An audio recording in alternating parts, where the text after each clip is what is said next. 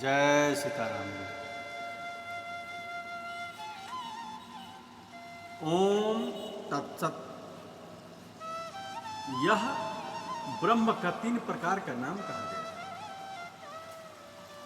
ओम तत्सत। भगवान के इस वचन से यह सिद्ध होता है कि स्तुति और नमस्कार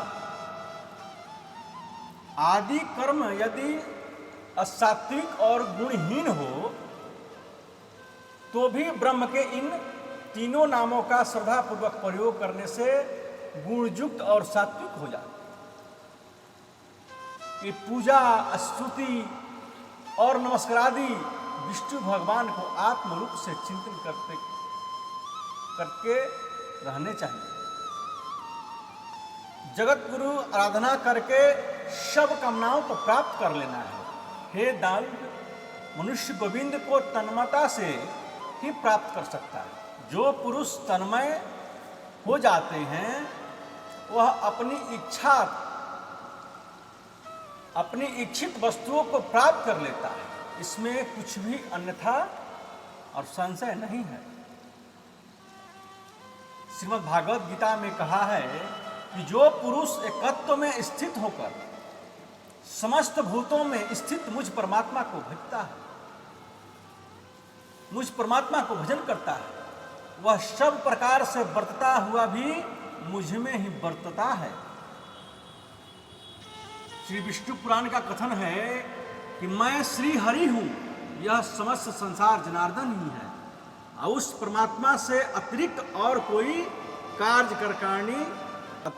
कोई कार्य करणादि नहीं है। जिसका ऐसा चित्त है उसे फिर जन्मादि से होने वाली द्वंद्व रूप व्याधियां नहीं होती है। स्मृति कहती है कि जहां गुरु का अपवाद या निंदा होती हो वहां कान मूंद लेनी चाहिए,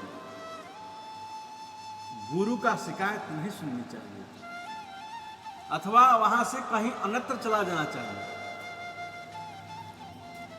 ब्रह्म ही आचार्य रूप में स्थित है। अग्नि की प्रचंड ज्वाला के भीतर रहना अच्छा है, किंतु श्री हरि के चिंतन से विमुख लोगों के साथ रहने का दुख अच्छा नहीं। कात्यायन जी के इस वाक्य से भी यह तात्पर्य निकलता है कि जहां श्री वासुदेव की निंदा होती हो, जहां भगवान की निंदा होती हो वहां नहीं रहना चाहिए। जिसकी भगवान में अत्यंत भक्ति और भगवान के समान ही गुरु में भी है, उस महात्मा को ही इस ऊपर कहे गए अर्थों का प्रकाश होता है। श्वेताश्वत रोपनिषदों के इस मंत्र में भी यह सिद्ध होता है कि श्री हरि और गुरु के पराभक्ति करनी चाहिए। जिसके नाम का विषय होकर भी कीर्तन करने से मनुष्य उसी क्षण में संपूर्ण पापों से इस प्रकार मुक्त हो जाता है जैसे सिंह से डरे हुए भेड़ियों से उसका शिकार। जानकर अथवा बिना जाने भी वासुदेव का कीर्तन करने से समस्त पाप जल में पड़े हुए नमक के समान गल जाते हैं। मनुष्य को नरक की पीड़ा देने वाला कली के अत्यंत उग्र पाप श्री कृष्ण का एक बार भी भली प्रकार स्मरण करने से तुरंत विलीन हो जाते हैं। श्री गोविंद एक बार भी स्मरण किए जाने पर मनुष्यों को सैकड़ों जन्मों के पाप जो है धुल जाते हैं। सैकड़ों जन्म के किए हुए पाप शवों को इस प्रकार शीघ्र ही भस्म कर डालते हैं जैसे अग्नि रुई के ढेर। जो जिह्वा गोविंद गोविंद गोविंद ऐसा नहीं कहती, वह मुख रूपी बिल में रहने वाली सर्पणी के ही समान है। जो जिह्वा दिन रात श्री गोविंद के गुण नहीं गाती, वह मनुष्य के मुख में जिह्वा रूप से पाप की बेल ही रहती है।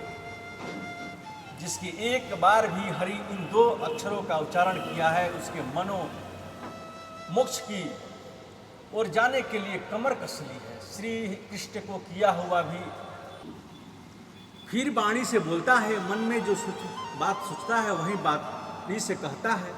इन 2 श्रुतियों से स्मरण और ध्यान भी नाम संकीर्तन अंतर्गत ही सिद्ध होते हैं। विष्णु पुराण के अंत में श्री पराशर जी ने इस प्रकार उपहंसा किया है,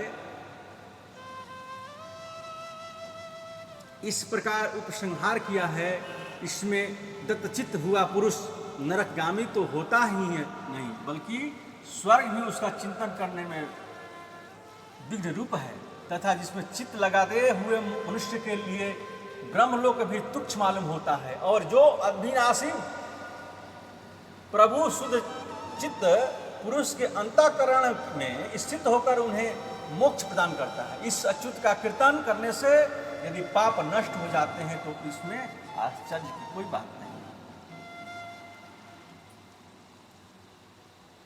समस्त शास्त्रों का मंथन करके उसका बारंबार विचार करने पर यही एक बात सिद्ध होता है कि सदा श्री नारायण का ध्यान करना चाहिए। आप लोग को सत्य गुण में स्थित होकर निरंतर एक श्रीहरि का ही ध्यान करना चाहिए। ओम इस प्रकार सदा जप करो कि केशव का ध्यान करो,